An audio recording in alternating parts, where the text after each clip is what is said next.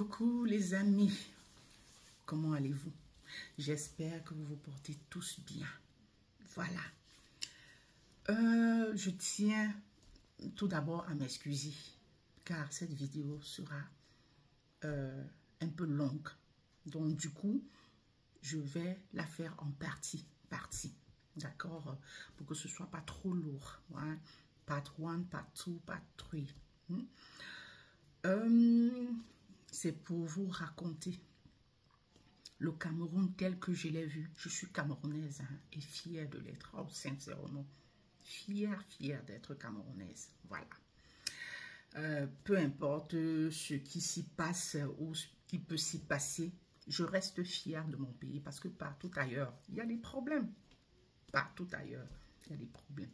C'est pas pour autant que je vais renier hein, ma nationalité. Renier mon sang, mon origine. No way. I'm proud. I'm Cameroonian. I'm proud. D'accord? Mais seulement, quand on voit des défaillances, on voit hein, des couacs, il faut bien en parler pour que ceux-là qui sont censés faire le travail, qui sont censés décanter la situation, essaient de s'appesantir là-dessus. D'accord? La preuve, la plupart du temps ici, c'est parce que dans les réseaux sociaux, hein, parce que ça va vite là-dedans, dans les réseaux sociaux, on a souvent soulevé un problème et l'allure hein, avec laquelle la chose est allée, du coup, ça a activé les neurones des autorités et elles ont réagi. Donc, je viens là avec ma petite visibilité dire ce que j'ai vu, raconter le Cameroun tel que je l'ai vu, parce que j'y sors là. Donc, pour ceux vous qui me suivez, hein, vous savez que j'étais en vacances, ma famille et moi, nous étions en vacances au Cameroun. On est allé se ressourcer, on est allé rendre visite à la famille. Et par la grâce de Dieu, tout s'est bien passé. Le séjour était merveilleux.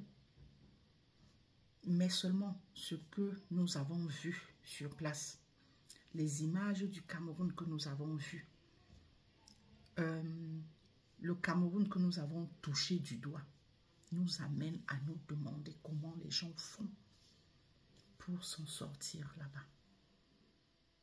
Comment est-ce qu'ils font au quotidien pour s'en sortir? Je vous assure les amis, au Cameroun, on tire le diable par les corps pour pouvoir s'en sortir. Sincèrement, il faut avoir le cardio. Il faut avoir le cardio pour vivre au Cameroun. Et oui, parce que à tous les niveaux, ça ne va pas. Il faut batailler. À chaque niveau, il faut batailler pour s'en sortir, pour obtenir quelque chose. Voilà. Vous allez m'excuser. Je ferai de temps en temps recours à mon petit papier là parce que j'ai noté les points pour ne oublier aucun d'eux. Et ce n'est pas pour exposer mon pays que je le fais. Hein. C'est déjà en attendant que les choses se régularisent. On ne sait pas quand. C'est pour que chacun, hein, avant de s'y rendre, se prépare en conséquence. C'est pour ça aussi.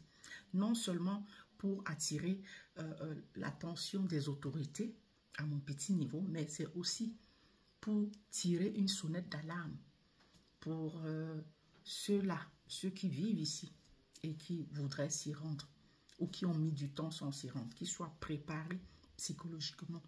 Parce que oui, les enfants que nous amenons là-bas, qui sont nés ici, peut-être qui n'y ont jamais été. Les miens y ont déjà été, mais seulement l'image du Cameroun que nous avons vu là, ce que nous avons vu du Cameroun là, il y a 2-3 ans, ce n'était pas comme ça. C'était pas comme ça. Donc, d'où les enfants sont rentrés choqués. je dirais même traumatisés à la limite. Oui. Parce que quand aujourd'hui on leur demande qu'est-ce que tu retiens du Cameroun, l'autre te dit c'est juste la gastronomie, que la bonne nourriture. Je demande et quoi d'autre? Rien. Rien d'autre. Les enfants ont été traumatisés. Excusez-moi, c'est choquant de le dire, mais c'est la vérité. Je précise, je ne viens pas ici saquer mon pays. Je dis les choses telles qu'elles sont. Et c'est ce que beaucoup le disent déjà. Donc, c'est juste pour tirer une sonnette d'alarme. Donc, que les autorités comprennent que on a touché le fond. S'il y a plus bas que fond, là, nous sommes en bas du fond. Nous sommes en bas du gouffre. Et ce n'est plus bon. Je dis à tous les niveaux. Sincèrement, ce n'est plus bon. Oui. Tous ceux que je connais qui étaient au pays avec leur famille cet été-ci, donc ils sont allés passer quelque temps, sont revenus là. Il y a une qui m'a dit que sa fille a embrassé, serré sa grand-mère. Il lui dit que grand-mère, si je ne reviens pas de sitôt, il ne faudra pas m'en vouloir. Parce que ce que moi j'ai vécu ici, ce que nous on a vu là, donc elle et ses frères, que vraiment ça ne donne pas envie de revenir. C'est de très mauvaises images. C'est un mauvais vécu. Oui. Les enfants rentrent traumatisés. Parce que quand on amène les enfants quelque part, c'est pour qu'à la rentrée, rédaction, vous vous souvenez, même nous-mêmes quand on était à l'école, on dit rédaction, qu'avez-vous fait pendant les vacances? Vous êtes content de raconter, j'étais ici, j'ai fait ci, j'ai fait ça, toujours pour raconter le beau, le beau, le beau, le beau. Bon, même si c'est... on peut y mixer peut-être quelques petits points négatifs, hein, mais c'est le beau qui prime. Là, pour ces enfants que nous ramenons du Cameroun, là, le négatif a primé sur le positif, malheureusement. Le positif, c'est les endroits où on les aura amenés, peut-être au restaurant, peut-être ici. Mon fils, par exemple, il était, je l'ai inscrit, lui et son cousin, au parcours Vita là-bas. Donc, disons comme ça, on va appeler ça un camp de vacances où ils passaient leur journée, ils avaient des activités, machin. C'était beau, ils ont aimé. Ils ont aimé. Donc, avec ça, au moins, ils reviendront. La nourriture, comme ils ont dit, la bonne bouffe, ça c'est clair, on nous connaît, nous les Camerounais, avec la bonne bouffe, la gastronomie au Cameroun, c'est. Mais en dehors de ça, dans les endroits, on les a amenés, dans les restaurants, à la plage, à Kribi, on était... C'était... Mais, ce qu'ils ont vu sur place, ils rentrent avec de très mauvaises images. Donc vraiment, à la rentrée là, vous connaissez déjà même, sur place même, les enfants, il y a des groupes, des groupes WhatsApp là, d'élèves. Mon fils même déjà, il racontait, machin, j'ai vécu. Vous allez interdire à l'enfant de raconter. Vous allez lui interdire. Donc, lui dit que non. Donc, c'est comment? Il ne faut pas aller balancer les images de mon pays comme ça, ou bien raconter du mal c'est ton pays aussi. Mais vous n'allez pas lui dire ça. Ces enfants-là, nés ici, pour eux, ce qui sort, c'est des enfants qui bavardent de tout. Toujours, ils veulent faire les choses telles qu'ils les voient. Donc, depuis même le pays, il était en communication avec ces gens. Donc, chaque enfant envoyait les images de là où il les racontait, ce qu'il a vécu, machin, ceci. Il y a des jours, quand il était au restaurant, il filmait, machin, il envoyait. Et des jours, quand on est coincé dans l'embouteillage, tout ça, ou bien un endroit sale avec les ordures, tu vas demander à l'enfant, pourquoi est-ce qu'il doit seulement filmer le truc, hein, quand c'est beau? Et ne pas...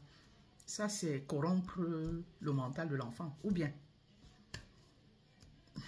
sincèrement, les amis, les enfants, tous ceux qui sont, à moins que, je ne sais pas, peut-être ceux-là qui sont allés peut-être au village, directement en campagne là. Oui, peut-être là-bas. Parce que c'est pas grave en campagne là, c'est pas grave. Hein, parce que là, tu sais que tu es en campagne. Hein. Ce n'est pas grave comme en ville. Douala, Yaoundé. Donc, les images ne sont pas choquantes en campagne. Donc, si les enfants qui étaient seulement en campagne là, reviennent avec de jolies images que ceux-là qui étaient en ville, sincèrement. Voilà, donc je vais arrêter. Ceci, ce sera la première partie. Je relance.